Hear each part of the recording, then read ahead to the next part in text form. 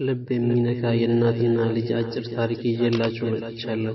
አንድ የ16 ዓመት ወጣት እማ 18ኛ ዓመት ሲሞላኝ ምን ስጦታ ትሰጪኛለሽ ሲል እናቱን ይጠይቃል።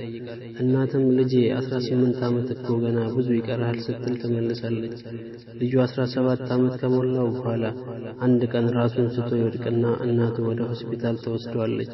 ያዩት ዶክተሮችም ልጅሽ ልቡ ጥሩ አይደለም ሲሉ ያስረዷታል። ስትሬቸር ላይ የተቀመጠው ልጇ እማ ዶክተሩ እንደሞት ነገረሽ ወይ ብሎ ሲጠይቃት እናት ማልቀስ ትጀምራለች። በመጨረሻም ልጁ በ18ኛ ዓመት ወደ መልካም ጤንነቱ ተመልሶ ወደ ቤቱ ሲመጣ አልጋው ላይ እናቱ የተወችለት ደብዳቤ ያገኛል። ደብዳቤውም እንዲህ የሚል ነበር። ልጄ ይህን ደብዳቤ እያነበብክ ከሆነ ይህ የሆነው ሁሉም ነገር በመልካም ሁኔታ በመሄዱ ነው። ለ18ኛ ዓመት እንደምሰጥ አስታውስ። የሚወድ ልጄ ልቤን ሰጥቼሃለሁ፣ በጥንቃቄ ያዘው። መልካም የደስታ ዘመን ይሁንልህ። እናት ልቧን ለልጇ መስጠት ስለነበረባት እናትነት አስገድዷት ሕይወቷ አልፏል።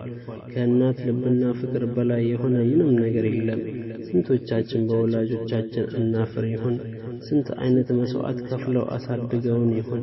ዛሬስ ምላሻችን ምንድን ነው? ጊዜው አልመሸባችሁ በቻላችሁት አቅም ሁሉ አለሁ ለአባቴ አለሁልሽ እናቴ በሏቸው።